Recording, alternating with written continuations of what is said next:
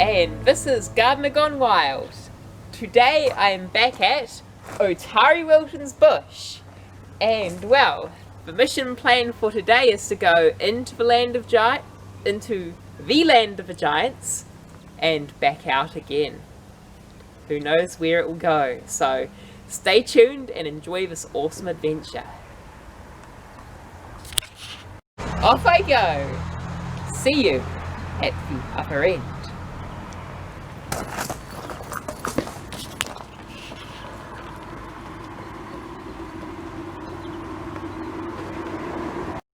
And here I am on the other side with a full valley view.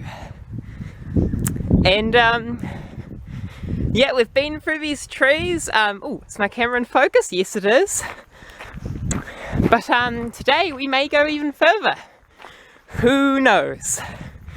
So yep, apparently it's been raining in Wellington for the last few days, but I obviously can't say I've actually witnessed that because I haven't been in Wellington and it wasn't raining out my way, so we will see what conditions are like out in the land of the giants and beyond.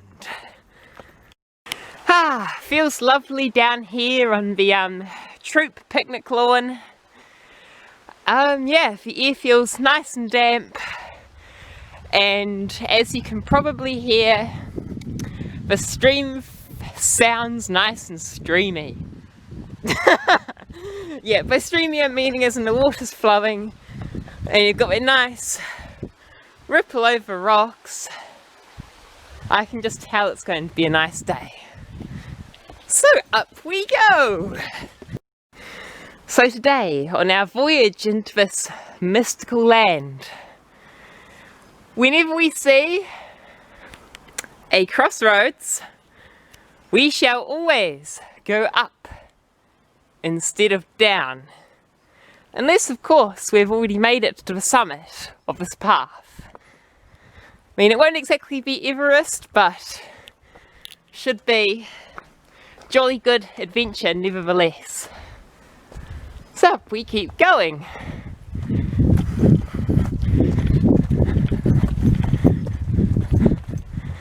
This is a really nice looking clearing. And yes, those perching lilies are still there on the ground, of course.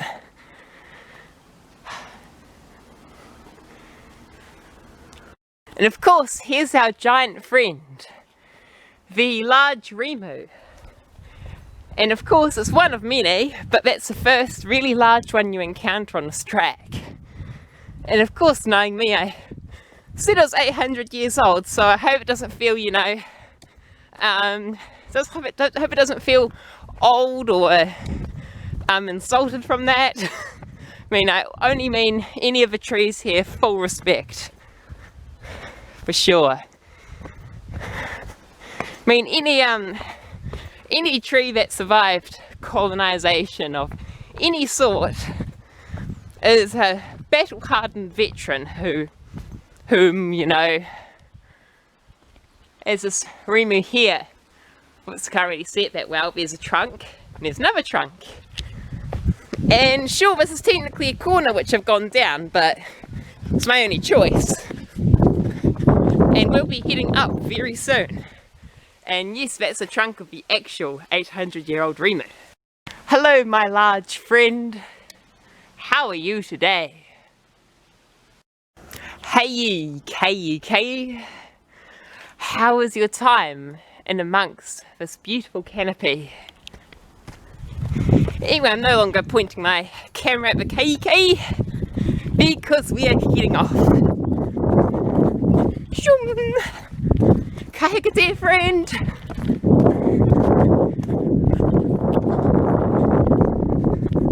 This log appears to be held within a matrix of supplejack vines. Yep, appears to be floating in the middle of the air. There's a lot of supplejack in this section, and it goes all the way up, right up to the canopy, because that's what it does. Hello, Corncarpus levigatus. otherwise known as Kohekohe. Yet again, another stunning New Zealand native that many would think is more at home in the tropics. Because yes, we have many different tropical genre of species within the country. And it's mostly a temperate climate, of course subtropical in the north, so yeah. Oh, zooming in, one of the last big giants before we start heading off into uncharted territory. And yes, it's a big one too. It's one of the fattest trees here.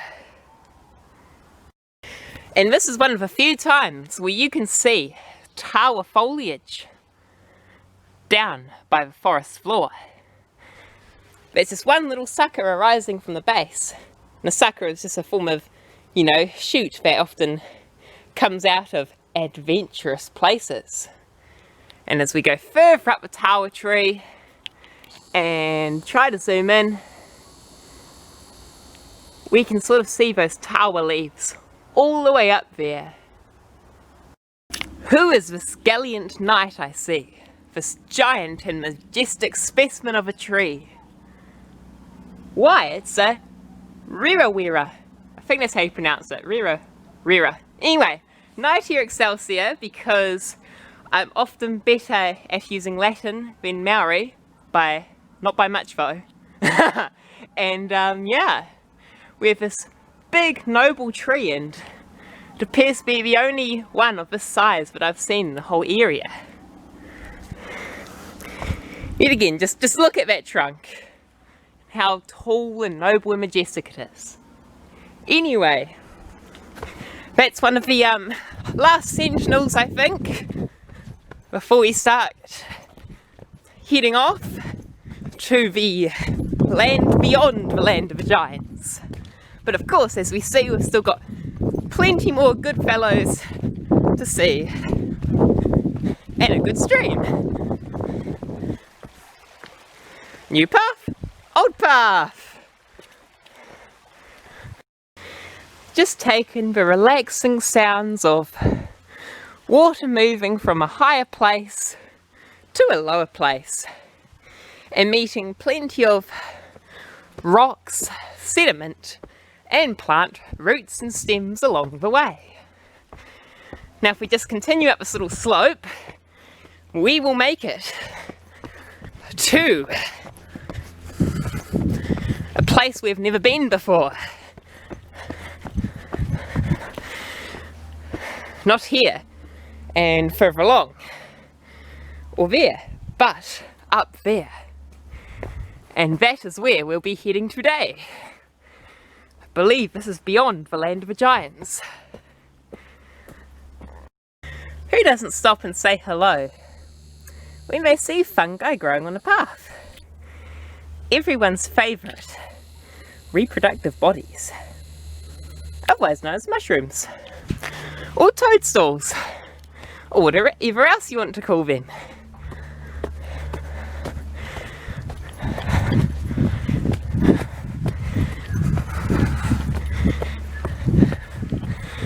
And as we head up here, the forest starts to change in character.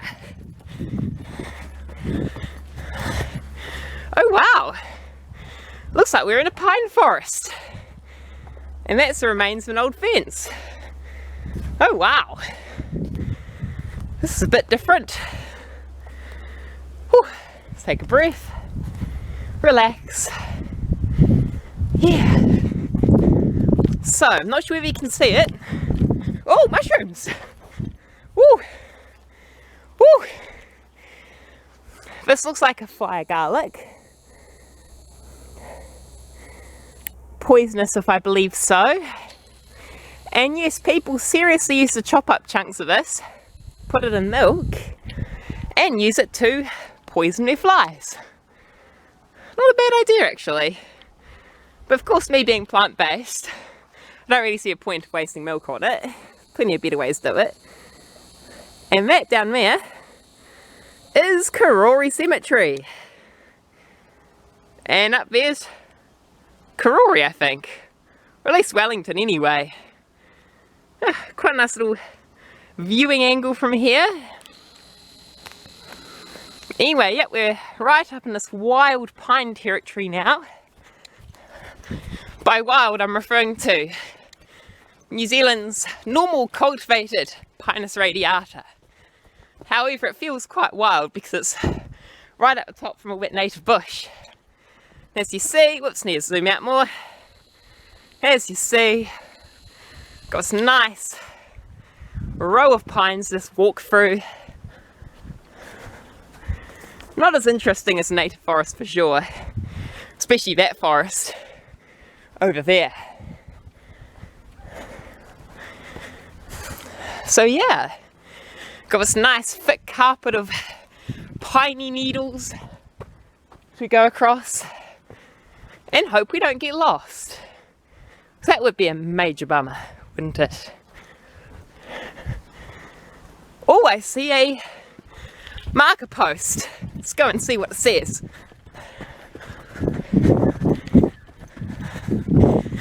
Hello, marker post. How are you today? Okay. So it tells me that way's to the Skyline track. That way's to Otari-Wilton bush. What does this one tell me? Oh, Grant's track. The Kohekohe walk. I believe that's where we're heading to today. So shall we begin? And head down the Kohekohe walk.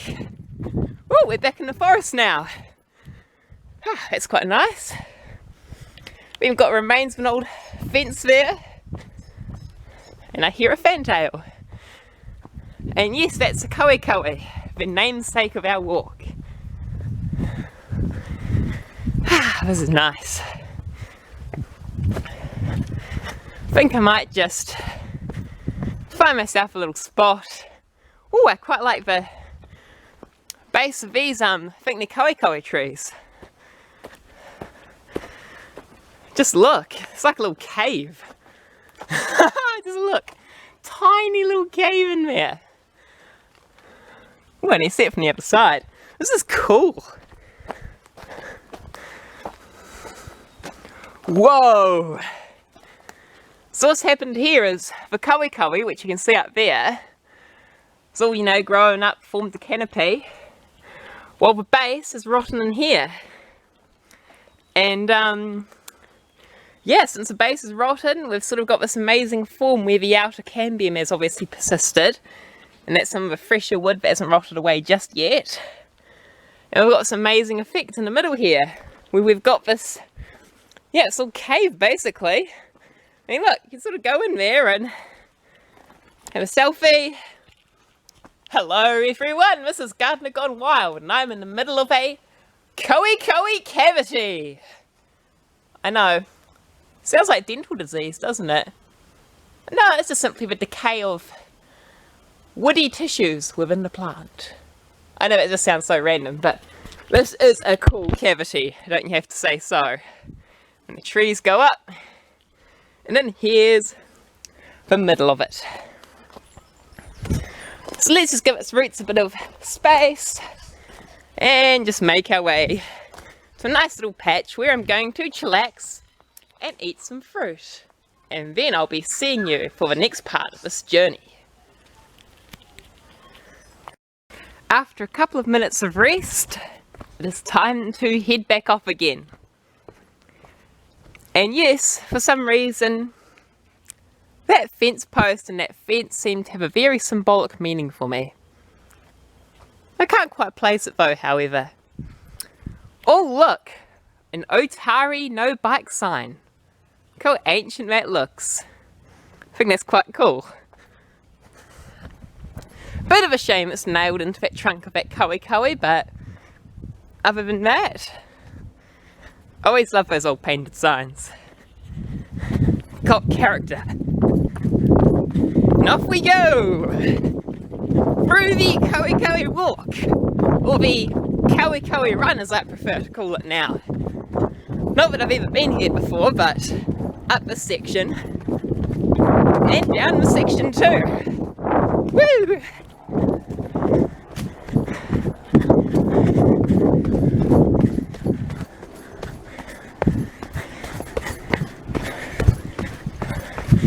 around we go.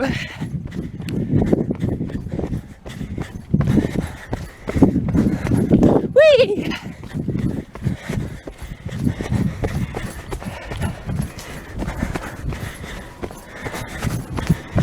So as you can see, the canopy appears to be closing in on me.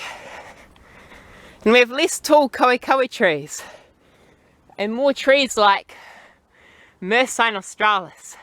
This one. I can't remember its common name. And obviously I've still got Kohekohe, but it's a lot shorter. Little kawa there. Bit of sooty mould too. Some Rangiora or Bushman's friend. Bushman's friend. And we get a tree fern. Woohoo!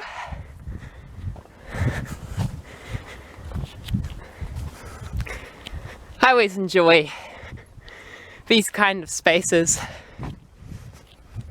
Almost didn't say it would make me feel spacey, but it's not quite right. The annoying thing about a backpack is that often with running around, or I hear a kaka, but often with running around it loosens off. Explains the jingling you might be hearing on camera. So I have to sometimes stop and fix that up. You see the canopy, and up we go.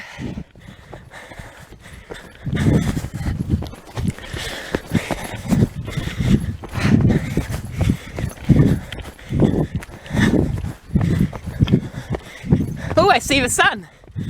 Woo. Oh wow! We have beautiful flowers of Darwin's barberry. Everyone's favourite prickly plant that produces little berries that are apparently edible, but I haven't tried yet. Oh, and we've got gorse and regenerating shrub. Haha, I believe we are actually beyond the land of the giants. At least for now. I mean, is it the land of the dwarfs? Land of the vines? Got this nice little alcove, little tunnel. We go through a vine tunnel. Got a little stream.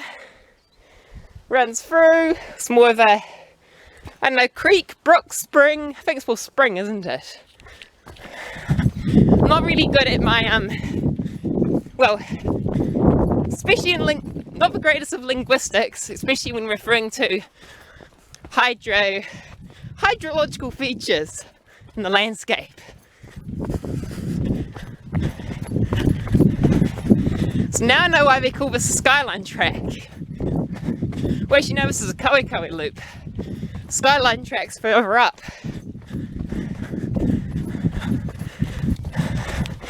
And we're getting these little spots of exposed land. Oh, we have a fence. So this is where the path continues. Oh wow, so different. So look at the view.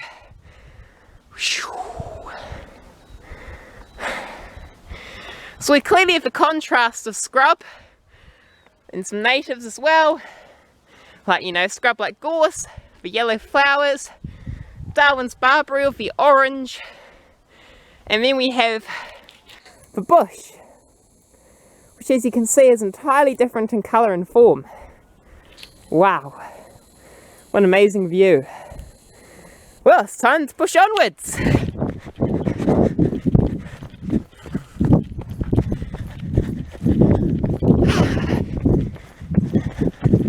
Woohoo!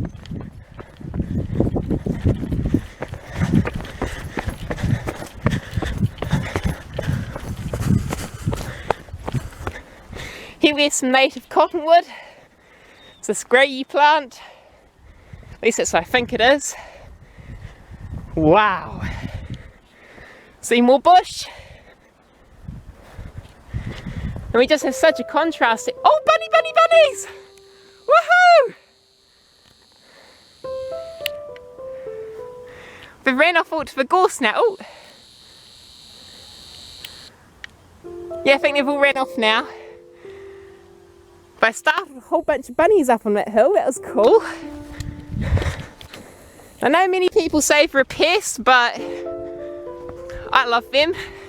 I don't think they should be killing them. And yeah, that's my opinion on bunnies.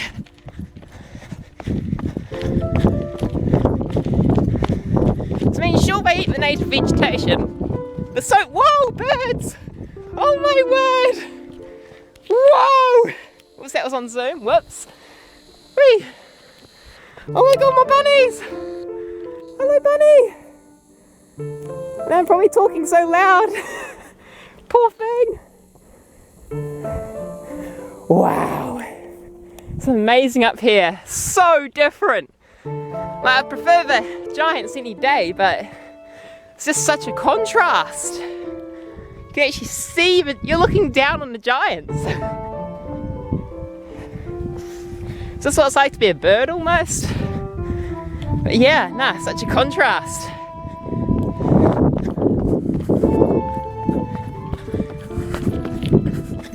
Whee!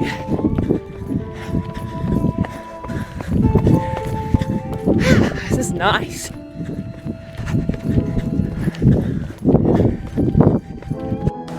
And that was part 1. So stay tuned for part 2, and please remember to like, subscribe, and keep watching these awesome videos.